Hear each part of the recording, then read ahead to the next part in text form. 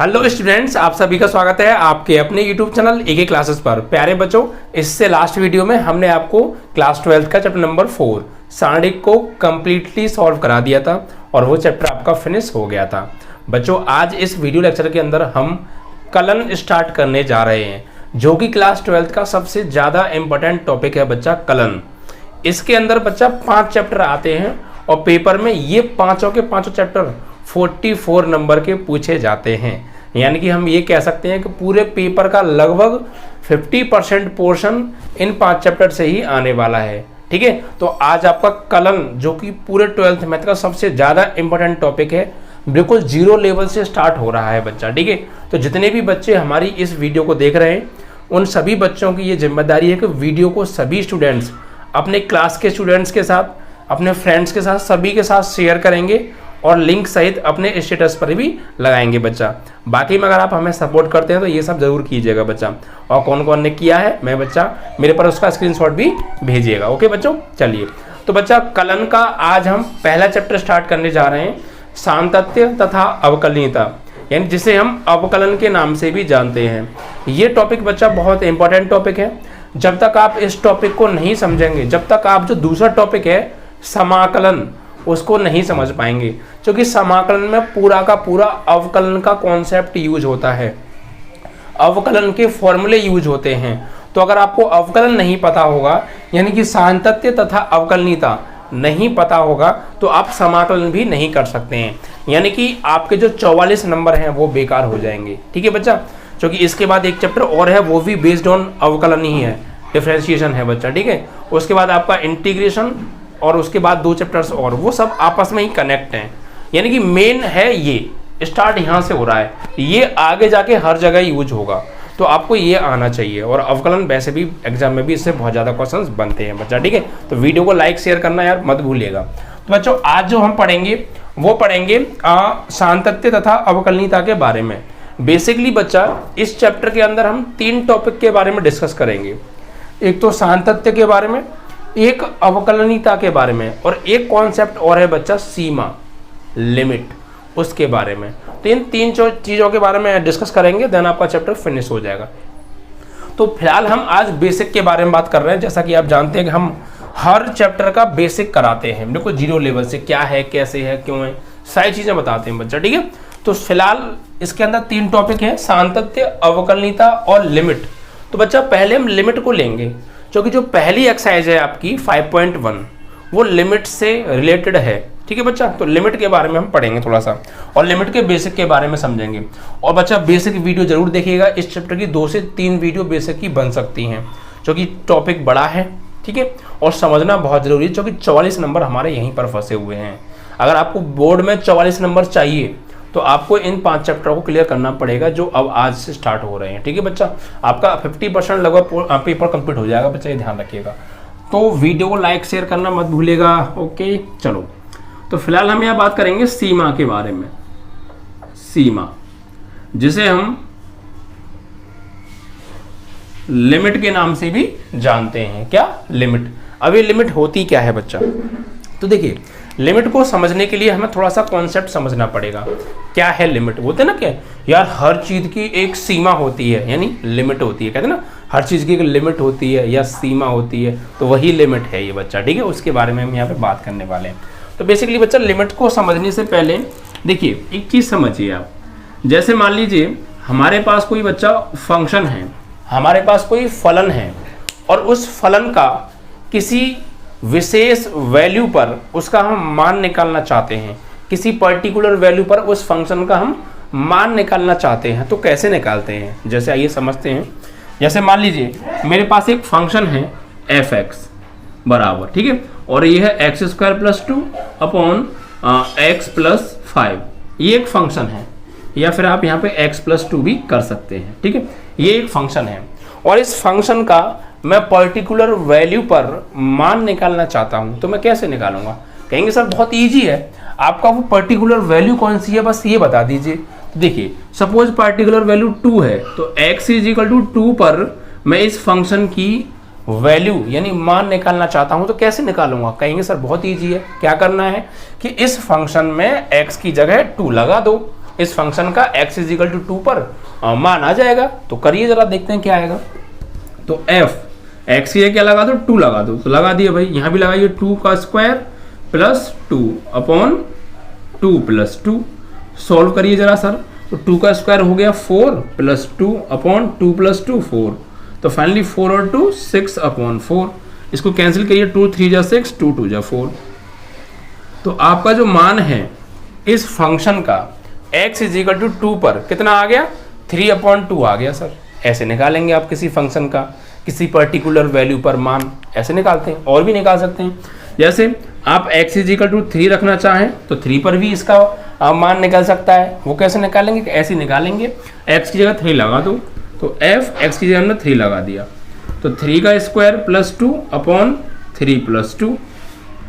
तो यहाँ पे सॉल्व करेंगे, 3 का स्क्वायर 9 प्लस 2 अपॉन 3 प्लस 2 5। तो फाइनली 11 अपॉन 5, ये आपका मान आ गया। तो ये क्या मिल रहा है बच्चा, ये हमें जो किसी विशेष मान पर हमने इस फंक्शन की वैल्यू निकाली, और जो वैल्यू हमें मिल रही है वो डिफाइंड नंबर है। क्या है, डिफाइंड नंबर मिल रहे हैं, कोई निश्चित वैल्यू मिल रही है। लेकिन बच्चा जब किसी फंक्शन का किसी पर्टिकुलर वैल्यू पर मान निकालें और वो मान हमें डिफाइन ना मिले, अनिश्चित मिले, डिफाइन ना मिले, तब इस लिमिट की हमें जरूरत पड़ेगी। ठीक है, कहते हैं ना कि भाई हमें लिमिट की जरूरत क्यों पड़ी, भाई यहाँ पर हम किसी फंक्शन का किसी पर्टिकुलर वैल्यू पर मान निकाल रहे हैं तो हमें डिफाइंड नंबर मिल रहा है। लेकिन कभी कभी क्या होता है, जब किसी फंक्शन का किसी पर्टिकुलर वैल्यू पर हम मान निकालते हैं तो वो मान हमें डिफाइन नहीं मिलता है, तो फिर हम उसका मान कैसे निकालेंगे, तो फिर उसका मान निकाला ही नहीं जा सकता। निकाला जा सकता है ऐसे फंक्शन का मान जब किसी पर्टिकुलर वैल्यू पर उसका मान हमें डिफाइन ना मिले, तो फिर हम उसका मान लिमिट के कॉन्सेप्ट से निकालते हैं।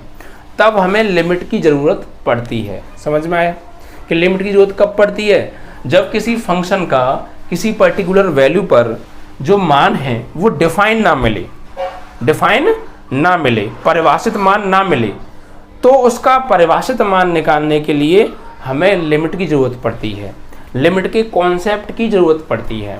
अभी लिमिट का कॉन्सेप्ट क्या होता है सर, लिमिट का कॉन्सेप्ट होता क्या है, या फिर ऐसा कौन सा फंक्शन है जहां पर हमें किसी पर्टिकुलर वैल्यू पर उसका मान डिफाइन नहीं मिलता है। तो देखिए ऐसा एक फंक्शन का एग्जांपल मैं आपको देता हूं। मैंने अभी तक आपको ऐसे फंक्शन के एग्जांपल दिए जिनका पर्टिकुलर वैल्यू पर एक निश्चित मान मिल रहा है, लेकिन अब मैं आपको एक ऐसे फंक्शन का एग्जाम्पल देने जा रहा हूं जिसकी पर्टिकुलर वैल्यू पर मान निश्चित नहीं मिलेगा, लेकिन हम उसका मान लिमिट के कॉन्सेप्ट से निकालेंगे।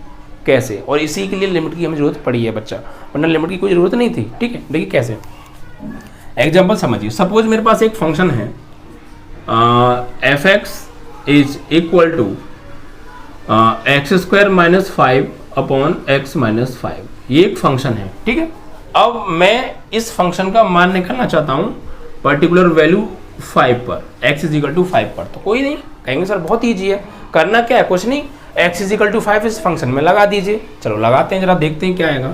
तो x की जगह क्या लगाना है, 5, तो यहाँ पर लगाए बच्चा 5, ऊपर से स्क्वायर स्क्वायर माइनस 5। बच्चा यहाँ पे आप 5 ना करके 25 कीजिएगा ना, क्योंकि हम ऐसे फंक्शन का एग्जाम्पल दे रहे हैं जहाँ पर हमें डिफाइन वैल्यू नहीं मिलेगी, परिभाषित मान नहीं मिलेगा, इनडिटर्मिनेट फॉर्म मिलेगी। ठीक है, तो आप 25 आप कर लीजिएगा। तो बच्चा x इज इक्वल टू 5 लगाते हैं, जरा लगाइए। तो यहाँ पे 5 का स्क्वायर करेंगे और ये माइनस का यहाँ पे 25 कर लीजिएगा ना, अपॉन x के लिए क्या लगाने वाले हैं, 5 माइनस 5। समझ में आया, देखिए फिर समझ लीजिए। कुछ नहीं था, फंक्शन ये था आपका f x is equal to x square minus 25 upon x minus 5। मुझे x is equal to 5 value पर इस फंक्शन का मान निकालना है, तो देखते हैं क्या निकलेगा। तो x इज इक्वल टू 5 लगा दिया बच्चा बड़ी, x की जगह 5 का स्क्वायर माइनस 25, 5 माइनस 5। अब जरा सॉल्व करते हैं क्या आता है। तो देखिए जैसे हम इसको सॉल्व करेंगे तो ऊपर 5 का स्क्वायर कितना हो गया, 25 और माइनस 5 अपॉन 5 में से 5 जाएगा बच्चा, 0 हो गया। ठीक है बच्चा, ये 25 है भाई, 5 का स्क्वायर 25 और माइनस 25। तो देखिए क्या मिलेगा, ऊपर 25 में से 25 जाएगा 0 और नीचे भी 0, तो ये हमें वैल्यू मिली 0/0। ठीक है, और ये जो 0/0 है बच्चा, ये डिफाइन वैल्यू नहीं है, ये परिभाषित मान नहीं है, ये इनडिटर्मिनेट फॉर्म है, ये अनिश्चित फॉर्म है। ये कौन सी फॉर्म है बच्चा, अनिश्चित फॉर्म है। ये डिफाइन नहीं है, इसको डिफाइन नहीं किया जा सकता है। 0/0 की फॉर्म क्या है? इनडिटर्मिनेट फॉर्म है, अनिश्चित फॉर्म है बच्चा। कौन सी फॉर्म है ये? अनिश्चित, जिसे हम क्या बोलते हैं? अनिश्चित बोलते हैं। तो क्या अब इस फंक्शन का मान निकाला नहीं जा सकता? निकाला जा सकता है, और वो बच्चा निकाला जाएगा लिमिट के कॉन्सेप्ट से। समझ में आया? ऐसे फंक्शंस के लिए हमें लिमिट के कॉन्सेप्ट की जरूरत पड़ी है, और हम उसके बारे में डिटेल से आज पढ़ने वाले हैं। समझ में आया? ये फंक्शन है तो यहाँ लिमिट की जरूरत कोई नहीं है आपको। क्यों?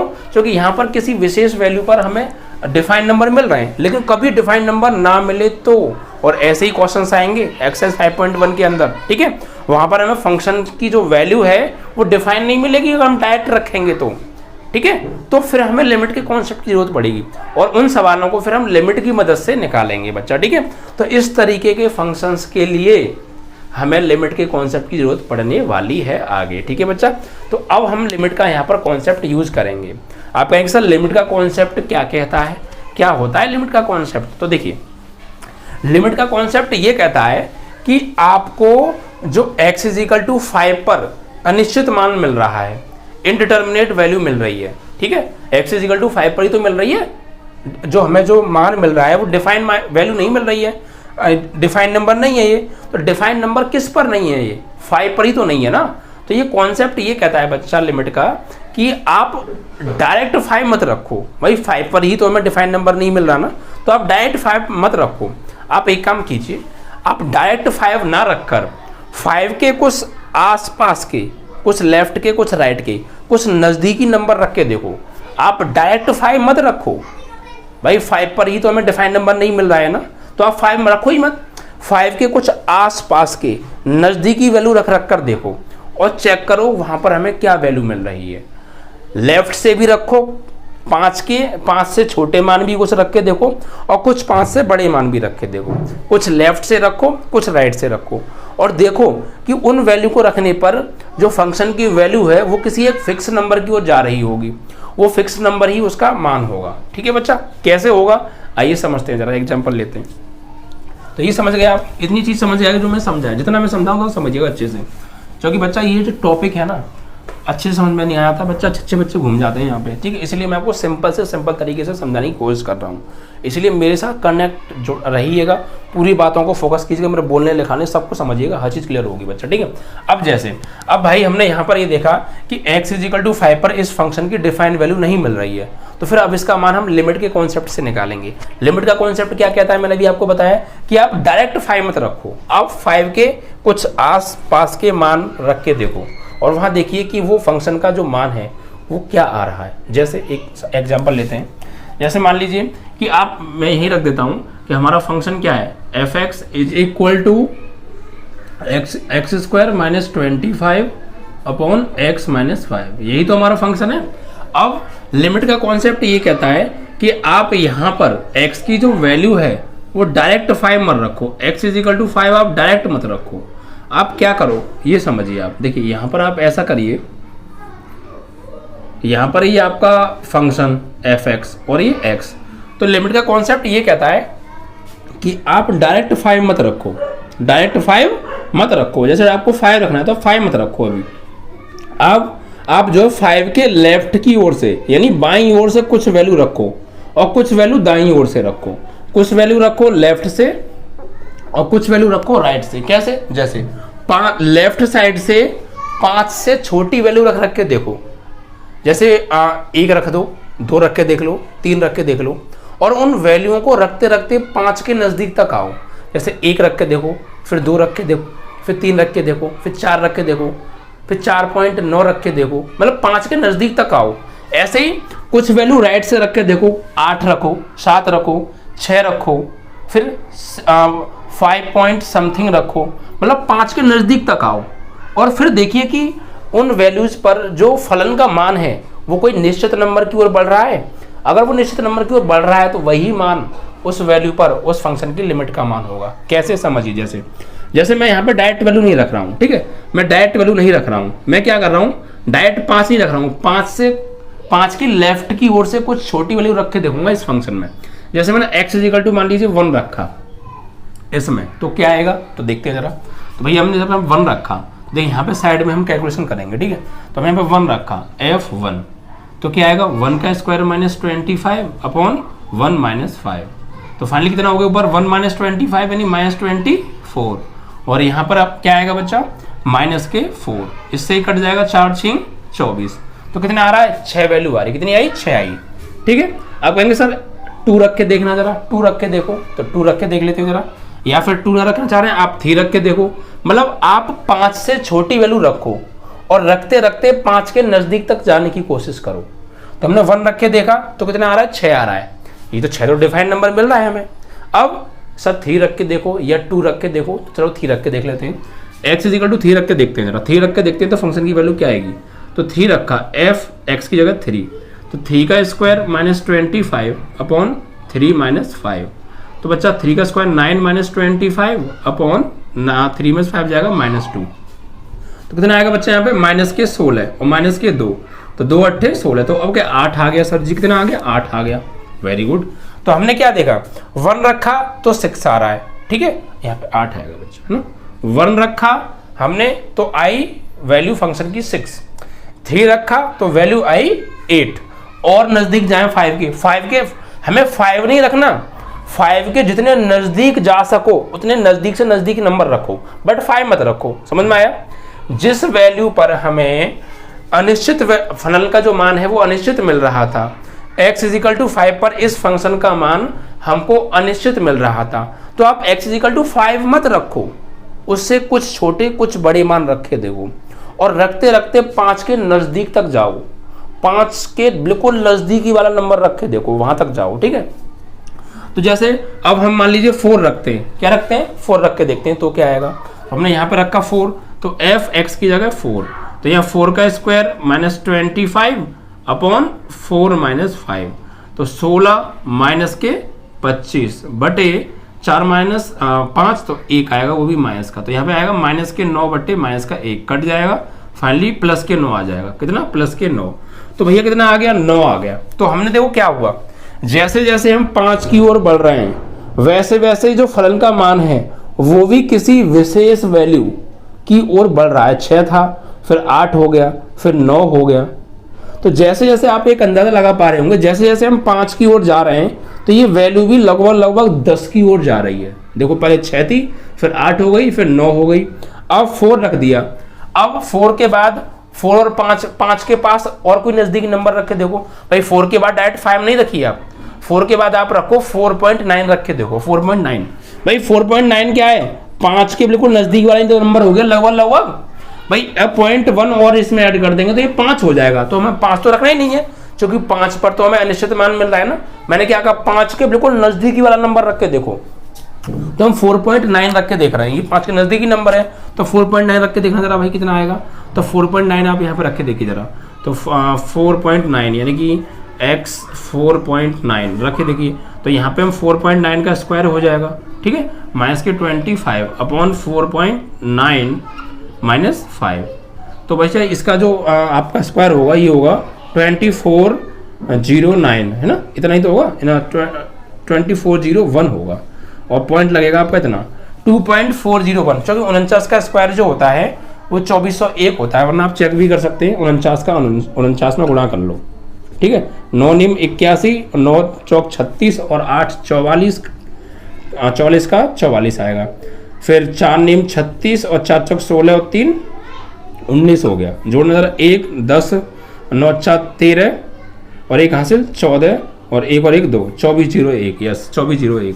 तो 49 का स्क्वायर करेंगे भैया तो 2401 आएगा, और पॉइंट लग रहा है तो 2 बार लगेगा क्योंकि स्क्वायर है, तो 2 बार लगा दिया, और माइनस के 25 और बटे 4.9 में से 5 जाएगा तो 0.1 बचेगा, माइनस का 0.1।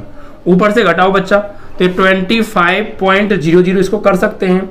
जब इसको घटाएंगे इसमें से तो देखिए क्या आएगा, एक और 0 लगा लो, क्योंकि हमें पॉइंट समान करना ना। इसमें भी 0.3 बार हो गया, इसमें भी 0.3 बार हो गया, इसमें 0.3 नहीं बचा, 2 बार लगेगा, है ना, 24.01 आएगा जब 49 का हम स्क्वायर करेंगे, क्योंकि पॉइंट 1 बार लगा है और स्क्वायर हो रहा है तो 2 बार हो जाएगा, पीछे से 2 बार लगा दिया, ठीक है। अब घटाओ बच्चा, देखो कैसे घटाएंगे। यहाँ पर घटाने के लिए क्या करेंगे, 10 में से जाएगा 1 तो 9 बचेगा, ठीक है, यहाँ बचे 9 में से जाएगा 0 तो 9 ही बचेगा बच्चा, ठीक है। उसके बाद यहाँ बचे 4, 4 से 4 जाएगा 0, 2 से 2 जाएगा 0, पॉइंट इतना, और यहाँ 0 पॉइंट ये माइनस का बचेगा और माइनस के 0.1 आ गया।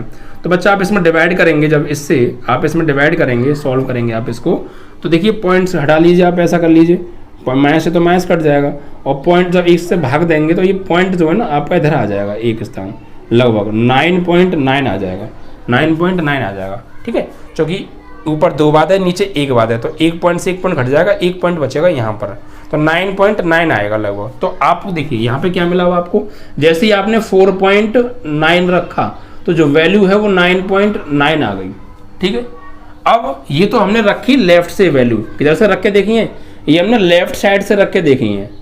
5 के नज़दीकी नंबर, पहले 1 रख के देखा तो हमने 6 मिला, 3 रख के देखा तो 8 मिला, लेकिन हमने एक चीज़ देखी कि जैसे जैसे हम 5 के नज़दीक जा रहे हैं वैसे वैसे ये वैल्यू भी किसी खास मान की ओर बढ़ती जा रही है। देखो, नहीं तो 1 रखा तो 6 आया, अब 1 से थोड़ा बड़ा यानी 5 के और नज़दीक का नंबर रखा तो 8 आ गया, फिर 5 के और नज़दीक का नंबर रखा 4 तो 9 आ गया, फिर 5 के और नज़दीक का नंबर रखा 4.9 तो यहाँ 9.9 आ गया नहीं आ गया। तो क्या हुआ, जैसे जैसे हम 5 के नज़दीक बढ़ रहे हैं लेफ्ट साइड से, वैसे वैसे ये मान भी ये खास वैल्यू की ओर बढ़ रहा है। देखो 6, फिर 8, फिर 9, फिर 9.9, तो कुछ अंदाजा लग रहा है आपको कहाँ बढ़ रहा है, ये बढ़ रहा है बच्चा 10 की ओर। जैसे हम यहाँ 5 लगाएंगे, यहाँ पर क्या है, ये जो वैल्यू है ये 10 की ओर बढ़ती जा रही है। देखो 4.9 तो 9.9, तो लगभग 10 की ओर बढ़ रही है। तो ऐसे तो हमने रख के देखे लेफ्ट से, ऐसे आप राइट से भी रख के देख सकते हैं, राइट से भी रख के देख सकते हैं आप। जैसे 1-2 वैल्यू रख के देख लेते हैं, कोई दिक्कत नहीं है। देखो राइट से रख के देख लीजिए आप, राइट से रख के भी आप देख सकते हैं, नो प्रॉब्लम, ठीक है। राइट से भी आप रखिए।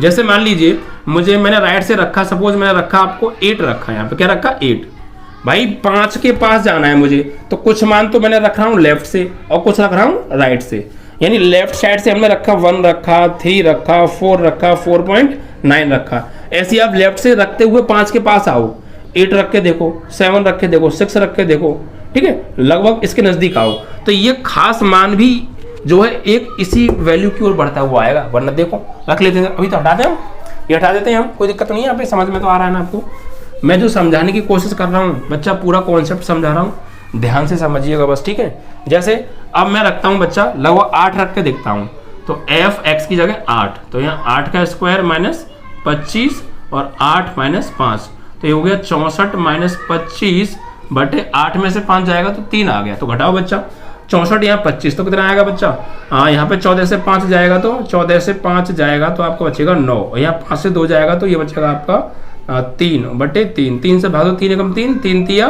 9, तो 13 आ गया। 8 रखा तो वैल्यू आई 13, 8 रखा तो वैल्यू आई 13। ऐसी और कुछ रख के देखो, 8 के और पास आओ, 6 रख के देखो, 6 रख के देखो, तो भैया 6 रखेंगे तो f(6), तो यहाँ पे 6 का स्क्वायर माइनस 25 अपॉन 6 माइनस 5, तो 36 माइनस 25 बटे 1, तो 36 में से 25 जाएगा कितना बचेगा, 9 आ रहा है, कितना आ रहा है 9 आ गया, कितना आ गया 9 आ गया।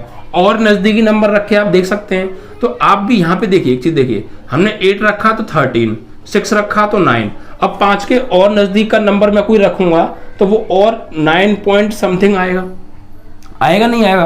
तो यहाँ पर हम क्या देख रहे हैं कि ये जो मान है ये किसी खास वैल्यू की ओर बढ़ रहे हैं, और वो है बच्चा 10, क्या आएगा 10 मिल जाएगा हमें, समझ में आ रहा है। तो ये खास मान को हम लिमिट की फॉर्म में अब कैसे लिखेंगे, समझ में आया, चीज़ें समझ में आई नहीं। यहाँ पे जो मैं समझाने की कोशिश की कि हमें x = 5 पर डिफाइंड वैल्यू नहीं मिल रही थी, तो हमने क्या किया, लिमिट का कॉन्सेप्ट यूज़ किया। लिमिट का कॉन्सेप्ट क्या कहता है, लिमिट का कॉन्सेप्ट ये कहता है कि आप डायरेक्ट x = 5 मत रखो, भाई 5 पर ही तो हमें डिफाइंड नंबर नहीं मिल रहा ना, तो आप 5 रखो ही मत, 5 के कुछ नज़दीकी नंबर रख के देखो, कुछ लेफ्ट से और कुछ राइट से, और फिर ये देखिए कि उन पर फलन का जो मान है वो किधर बढ़ रहा है, जिधर बढ़ रहा है वो वैल्यू ही उस फलन का मान होगा x = 5 पर, और उसको हम लिमिट की फॉर्म में लिखेंगे। कैसे, जैसे हमने 1 रखा 6, 3 रखा 8, 4 रखा 9, 4.9 रखा 9.9 आ गया।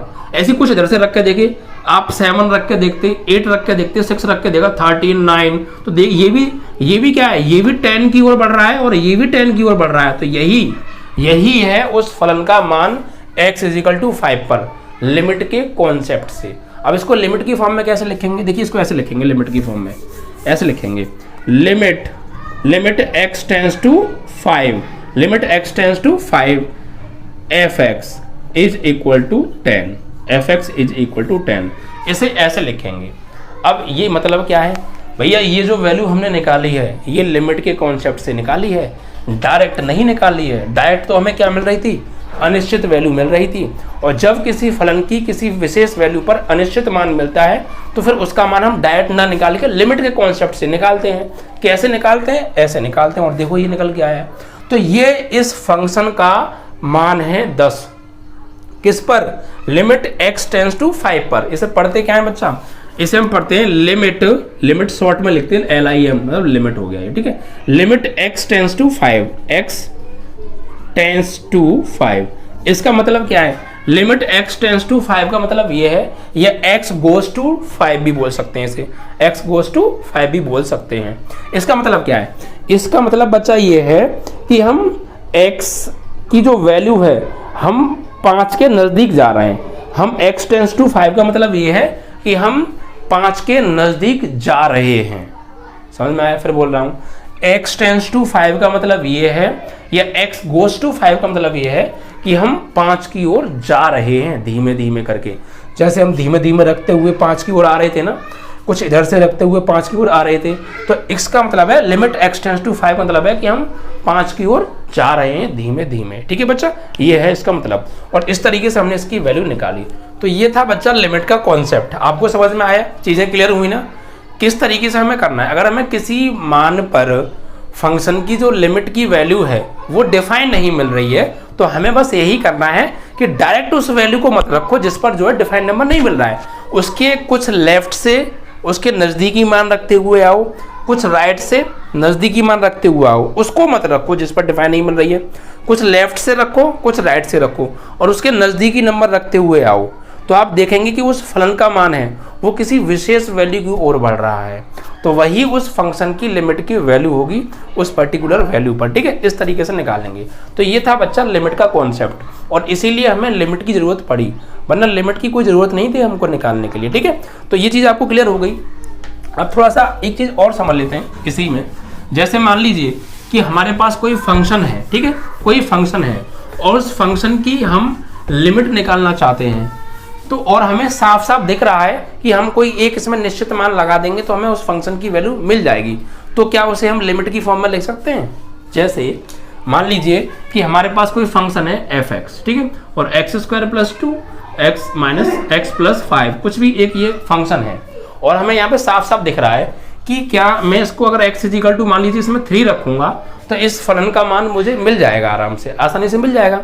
तो क्या मैं इसे भी लिमिट की फॉर्म में लिख सकता हूँ, तो बिल्कुल लिख सकता हूँ। कैसे, जैसे मान लीजिए हमने 3 रखा इसमें, तो 3 का स्क्वायर, भाई यहाँ पे हमने 3 रखा इस फंक्शन में, तो f3 रखा, तो 3 का स्क्वायर + 2 अपॉन 3 + 5, तो सॉल्व किया 9 + 2 अपॉन 5 और 3 8 हो गया, तो 9 और 2 11 अपॉन 8। तो ये क्या है, एक निश्चित नंबर हमें मिल रहा है। तो क्या इसे भी हम लिमिट की फॉर्म में लिख सकते हैं, तो बिल्कुल लिख सकते हो आप इसे लिमिट की फॉर्म में। कैसे लिखोगे, जैसे यहाँ पे लिखेंगे आप लिमिट x टेंस टू किस पर निकाल रहे हैं, 3 पर, x टेंस टू 3 और fx, और क्या आ रही है इसकी वैल्यू 11 अपॉन 8 आ रही है। ठीक है, तो आप इसे भी लिमिट की फॉर्म में लिख सकते हैं।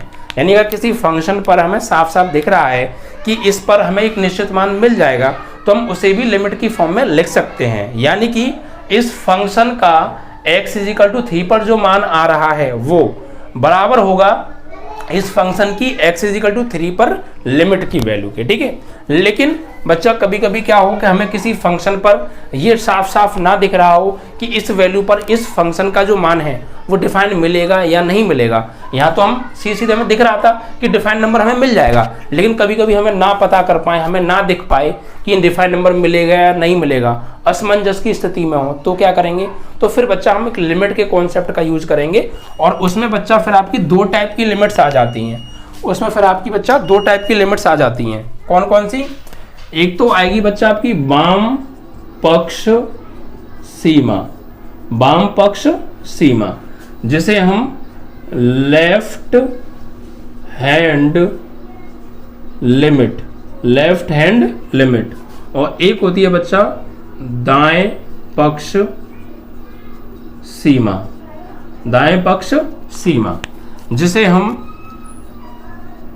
Right hand limit, right hand limit के नाम से जानते हैं। ठीक है, जब हमें किसी फंक्शन की वैल्यू, हमें डायरेक्ट हम ये पता ना लगा पा रहे हो कि इसकी वैल्यू हमें निश्चित मिलेगी या नहीं मिलेगी, यहाँ तो हमें निश्चित मिल रही, डायरेक्ट दिख रहा था भाई 3 लगा दूंगा तो डिफाइंड नंबर ही मिलेगा, लेकिन जब हम ना पता लगा पाएँ तो फिर हम इन लिमिट्स का यूज करेंगे। और यहाँ पर 2 टाइप की हम लिमिट पढ़ेंगे बच्चा, लेफ्ट हैंड लिमिट और राइट हैंड लिमिट, यानी वाम पक्ष सीमा और दाएं पक्ष सीमा। ठीक है, जैसे हम शॉर्ट में बच्चा लेफ्ट हैंड लिमिट को LHL,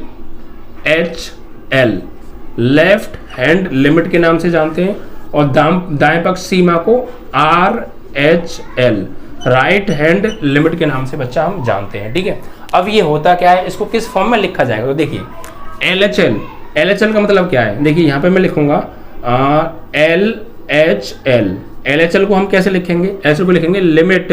देखिए यहाँ पर हम क्या करेंगे, फंक्शन की वैल्यू किसी विशेष मान पर निकाल रहे हैं, तो मान लीजिए वो विशेष मान क्या है, a है, क्या है, स्मॉल a, और उस पर निकाल रहे हैं, तो यहाँ पे हम लिखेंगे limit x tends to a minus fx।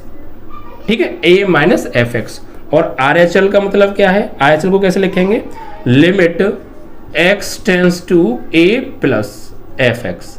अब इसका मतलब क्या है सर जी, देखिए इसका मतलब ये है कि हम क्या कर रहे हैं, हम a पर, हमें a पर क्या था, a पर हमें नॉट डिफाइन मिल रहा था, नॉट डिफाइन मिल रहा था, नॉट डिफाइन, ए पर क्या मिल रहा था, हमें नॉट डिफाइंड नंबर मिल रहा था बच्चा। तो हमने क्या किया, हम ए एक डायरेक्ट ए नहीं रख रहे, कुछ तो वैल्यू हम लेफ्ट से रख रहे हैं, एक मतलब ए के नज़दीकी, और कुछ रख रहे हैं बच्चा हम राइट से। ठीक है, कुछ वैल्यू हम ए के लेफ्ट से रखते हुए बढ़ेंगे ए की ओर, ठीक है, और कुछ राइट से रखते हुए बढ़ेंगे ए की ओर, जैसे हमने अभी पीछे 5 पे किया था। तो हमें ए पर क्या हमने माना है कि ए पर हमें नॉट डिफाइन मिल रहा है, तो फिर हम ए पर कैसे उस फंक्शन की लिमिट की वैल्यू निकालेंगे, तो लिमिट के कॉन्सेप्ट से। और लिमिट के कॉन्सेप्ट में 2 तरह की लिमिट आएंगी, एक आपकी लेफ्ट हैंड लिमिट और एक राइट हैंड लिमिट। इसमें लेफ्ट हैंड लिमिट क्या होती है, लेफ्ट हैंड लिमिट को लिखते कैसे हैं, ऐसे लिखते हैं इस तरीके से, limit x tends to a minus fx, और राइट हैंड लिमिट को limit x tends to a plus fx, और ऐसे इसे पढ़ते हैं। अब इसका मतलब क्या है, देखिए हमने लेफ्ट हैंड लिमिट में लिखा है, लेफ्ट हैंड लिमिट में हमने लिखा है limit x tends to a minus लिया है, और इस हमने a प्लस लिया है। इसका मतलब क्या है, इसका मतलब ये है, माइनस का मतलब सिर्फ ये है बच्चा, माइनस यहाँ पे सिर्फ ये दर्शा रहा है कि हम a से छोटी वैल्यू, लेफ्ट साइड से a से छोटी वैल्यू रखते हुए हम a के नज़दीक आ रहे हैं। a से छोटी वैल्यू, माइनस का मतलब ये है a से छोटा, a से थोड़ा छोटा, a माइनस का मतलब क्या है, a से थोड़ा छोटा, क्योंकि a पर तो हमें डिफाइंड नंबर मिल ही नहीं रहा है, तो हम a से छोटी वैल्यू रखेंगे। तो a माइनस का मतलब है a से थोड़ी छोटी वैल्यू, बस माइनस का मतलब और कुछ नहीं है। यहाँ पर सिर्फ इतना माइनस ये बताना चाह रहा है कि जो a की वैल्यू है वो थोड़ी उससे छोटी है। यहाँ पर जो x का मान है वो a से थोड़ा छोटा है, a माइनस मतलब a से थोड़ा छोटा, a माइनस मतलब a से थोड़ा छोटा, ठीक है। तो इसका मतलब ये है कि हम लेफ्ट साइड से a के नज़दीक आ रहे हैं, और a प्लस का मतलब ये है कि हम राइट साइड से a के नज़दीक आ रहे हैं, यानी a से बड़ी वैल्यू रखते हुए हम a के नज़दीक आ रहे हैं, और a से छोटी वैल्यू रखते हुए हम a के नज़दीक आ रहे हैं, ये लेफ्ट साइड से है। ठीक है, तो a माइनस का मतलब ये है कि हम लेफ्ट साइड से a से छोटी वैल्यू रखते हुए a के नज़दीक आ रहे हैं, और a प्लस का मतलब ये है कि हम राइट साइड से a से बड़ी वैल्यू रखते हुए a के नज़दीक आ रहे हैं। बस ये माइनस और प्लस का यहाँ पर मतलब है, और इसका कोई मतलब नहीं है बच्चा। ठीक है, तो यहाँ पर हम क्या करेंगे, इस कॉन्सेप्ट का यूज करेंगे, लेफ्ट हैंड लिमिट और राइट हैंड लिमिट। ठीक है, और किसी विशेष मान पर, जब किसी विशेष मान पर लेफ्ट हैंड लिमिट यानी x tends to a minus हमने निकाला फंक्शन की वैल्यू, और limit x tends to a plus हमने निकाला फंक्शन की वैल्यू, और कहीं जाकर अगर ये दोनों बराबर आ जाएंगी, जैसे पीछे भी हमने टेबल बना के किया था कि हम 5 से कुछ छोटी वैल्यू रख रहे थे और 5 से कुछ बड़ी वैल्यू रख के देख रहे थे, और 5 के नज़दीक आ रहे थे, तो वो जो फलन का मान था वो भी एक विशेष मान की ओर बढ़ रहा था, और वो था 10। तो लेफ्ट साइड से भी हम 10 की ओर बढ़ रहे थे, और राइट साइड से भी 10 की ओर बढ़ रहे थे, मतलब लेफ्ट हैंड लिमिट और राइट हैंड लिमिट दोनों बराबर आ रही थी। तो जब भी कभी हमारी लेफ्ट हैंड लिमिट निकालेंगे हम और राइट हैंड लिमिट निकालेंगे और लेफ्ट हैंड लिमिट और राइट हैंड लिमिट दोनों बराबर आ जाएंगी, तो ऐसी स्थिति में बच्चा जो लिमिट है उसका अस्तित्व होगा। ठीक है, यदि लेफ्ट हैंड लिमिट यानी LHL बराबर आ जाए राइट हैंड लिमिट RHL के, तो यहाँ लिखेंगे यहाँ पर लिमिट का यानी कि सीमा का, लिमिट का अस्तित्व होगा। यानी हम यहाँ पे लिमिट ज्ञात कर सकते हैं। जब हमारी लेफ्ट हैंड लिमिट और राइट हैंड लिमिट दोनों बराबर आएंगी तो हम उसकी लिमिट वैल्यू निकाल सकते हैं। लेकिन जब लेफ्ट हैंड लिमिट बराबर नहीं आ पाए राइट हैंड लिमिट के, यानी limit x tends to a minus fx बराबर ना हो limit x tends to a plus fx के, तो यहाँ पर बच्चा लिमिट का अस्तित्व नहीं होगा। यहाँ पर हम लिमिट नहीं निकाल सकते हैं। समझ में आया? ये था बच्चा कॉन्सेप्ट। ठीक है, तो ये लिमिट के बारे में आज हमने पढ़ा। ठीक है, जब हमें किसी पर्टिकुलर वैल्यू पर फलन का जो मान है वो डिफाइन नहीं मिल रहा है तो हम कुछ वैल्यू लेफ्ट से रखेंगे, यानी उस जैसे हम limit x tends to a minus बोलेंगे, और कुछ वैल्यू राइट से रखेंगे जैसे हम limit x tends to a plus बोलेंगे। और जब दोनों ही साइड से हमें एक फिक्स नंबर प्राप्त होगा तो वही हमारा ऐसी स्थिति में लेफ्ट हैंड लिमिट और राइट हैंड लिमिट बराबर हो जाएंगी, तो हम कहेंगे कि लिमिट का अस्तित्व है, यानी लिमिट पर वैल्यू निकाली जा सकती है। और ये बराबर नहीं आएंगे तो लिमिट पर वैल्यू नहीं निकाली जा सकती है, लिमिट का अस्तित्व होगा ही नहीं। ठीक है बच्चा, तो ये था आज लिमिट का कॉन्सेप्ट और हमने आज लिमिट को पढ़ा बच्चा। ठीक है, इसके बाद हम पढ़ेंगे सततता के बारे में। ठीक है, फिर अवकलनीयता के बारे में। तो अगला वीडियो भी बच्चा हो सकता है बेसिक कॉन्सेप्ट का ही मैं दूं। ठीक है, तो इसलिए इस वीडियो को ज़्यादा से ज़्यादा शेयर कीजिएगा, लाइक कीजिएगा। ठीक है बच्चा, थैंक यू।